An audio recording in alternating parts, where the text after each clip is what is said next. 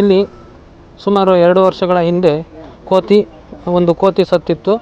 ಆ ಸತ್ತಿದ್ದರಿಂದ ಎಲ್ಲರೂ ಸೇರಿ ಅದನ್ನು ಇಲ್ಲಿ ಇದನ್ನು ಉಣಿ ಅಲ್ಲಿ ಒಂದು ಇದನ್ನು ಕಟ್ಟಿಬಿಟ್ಟು ನಾವು ಒಂದು 2 ವರ್ಷದಿಂದ ಪೂಜೆ ಮಾಡ್ಕೊಂಬರ್ತಾ ಇದ್ದೀವಿ. ಮತ್ತು ಇಲ್ಲಿ ಸಕಲ ರೀತಿಯಲ್ಲೂ ಚೆನ್ನಾಗಿ ನಡೀತಾ ಇದೆ ಮತ್ತು ಸ್ವಾಮಿಯ ಕೃಪೆ ಚೆನ್ನಾಗಿ ಒದಗಿ ಬಂದಿದೆ. ಶಕ್ತಿ ಆಂಜನೇಯ ಆಗಿದೆ. ಇಂದು ನಮ್ಮ ಹಲ್ಕೂರಿಂದನ ಸ್ವಾಮಿ ವಿಗ್ರಹವನ್ನು ತಂದು ಇಲ್ಲಿ ಈ ದಿನ ಪೂಜೆಯನ್ನು ಮಾಡ್ತಾ ಇದ್ದೀವಿ. ಸಕಲ ಭಕ್ತಾದಿಗಳು ಬಂದು ಸ್ವಾಮಿಯ ಕೃಪೆಗೆ ಪಾತ್ರರಾಗಿದ್ದಾರೆ. ಇಲ್ಲಿ ಮುಂದೆ ನಾವು ಒಂದು ದೇವಸ್ಥಾನವನ್ನು ಸ್ಥಾಪನೆ ಮಾಡಿ ಶಕ್ತಿಯನ್ನು ಪ್ರತಿಷ್ಠಾಪನೆ ಮಾಡ್ಕೊಬೇಕು ಅಂದ್ಕೊಂಡಿದ್ದೀವಿ. ಎಲ್ಲರೂ ಮುಂದಿನ ವರ್ಷ ಕಾರ್ಯ ನಡೆಯುತ್ತೆ ಅಂತಂದು ಅಂದ್ಕೊಂಡಿದ್ದೀವಿ. ಜಯಮಂಗಲವಾಗಲಿ. ಈ ದಿನ ಹನುಮ ಜಯಂತಿ ಪ್ರಯುಕ್ತ ಇಲ್ಲಿ ಪೂಜಾ ಕಾರ್ಯಕ್ರಮ ಹಮ್ಮಿಕೊಂಡಿದ್ದು ಇಲ್ಲಿ ನಾವು ಪ್ರತಿ ವರ್ಷದಂತೆ ನಡೆಸ್ಕೊಂಡು ಹೋಗ್ತಾ ಇದ್ದೀವಿ. ಇಲ್ಲಿ ಮೂಲವಾಗಿ ನಮ್ಮ ಏರಿಯಾದಲ್ಲಿ ಒಂದು ಹನುಮಂತನ ವಂಶದ ಕೋತಿರಾಯ ಓಡಾಡ್ಕೊಂಡಿದ್ದ. ಏನೋ ಅತಾಚುರ್ಯವಾಗಿ ಎಲೆಕ್ಟ್ರಿಕ್ ಶಾಕ್ ಆಗಿ ಅವರು ದೈವಾಧೀನರಾದರು.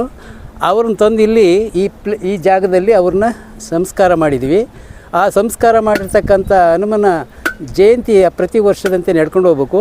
ಈ ಕಾರ್ಯಕ್ರಮ ಯಶಸ್ವಿಯಾಗಿ ನಡಿಬೇಕಾದ್ರೆ ಈ ಭಾಗದ ಈ ವಾರ್ಡಿನ ಮತ್ತು ಇಡೀ ಸಿರಾ ನಗರದ ಜನಗಳು ಸಹಕಾರ ನೀಡಬೇಕಾಗುತ್ತೆ.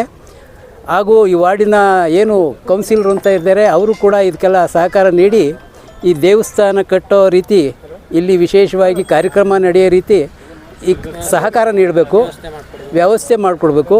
ಆಮೇಲೆ ಇಲ್ಲಿ ದೇವಸ್ಥಾನ ಕಟ್ಟಿ ಮುಂದಿನ ಜನಗಳ ಮತ್ತು ಮುಂದಿನ ಪೀಳಿಗೆಗೆ ಅನುಕೂಲ ಆಗಂತೆ ಈ ಕಾರ್ಯಕ್ರಮ ಮಾಡಿಕೊಡ್ಬೇಕಾಗಿ ನಾನು ಈ ಜನಗಳಲ್ಲಿ ಮತ್ತು ಈ ವಾರ್ಡಿನ ಪರವಾಗಿ ಕೇಳ್ಕೊಳ್ತಾ ಇದ್ದೀನಿ.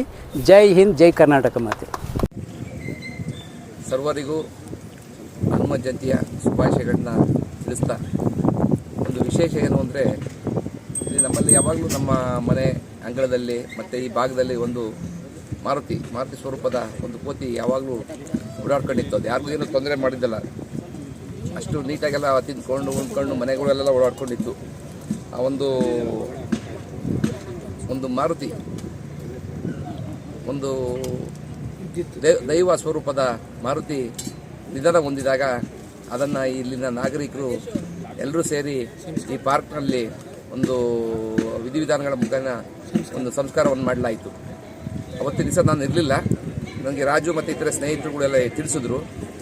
ಮುಂದಿನ ದಿನಗಳಲ್ಲಿ ಇಲ್ಲಿ ಒಂದು ಮಾರುತಿ ಮಂದಿರವನ್ನು ಸ್ಥಾಪನೆ ಮಾಡಲಿಕ್ಕೆ ನಾನು ಪ್ರಾಮಾಣಿಕವಾಗಿ ನಿಮ್ಮ ಜೊತೆಲಿ ಇರ್ತೀನಿ, ಪ್ರಾಮಾಣಿಕವಾಗಿ ಪ್ರಯತ್ನ ಮಾಡ್ತೀನಿ. ಇಲ್ಲಿ ಒಂದು ಮಾರುತಿಯ ದೇವರೇ ಆ ಭಗವಂತ ನನಗೆ ಆ ಶಕ್ತಿಯನ್ನು ಕೊಡಲಿ ಅಂತೇಳಿ ನಿಮ್ಮೆಲ್ಲರ ಮುಖ್ಯನ ನಾನು ಜೈ ಮಾರುತಿ.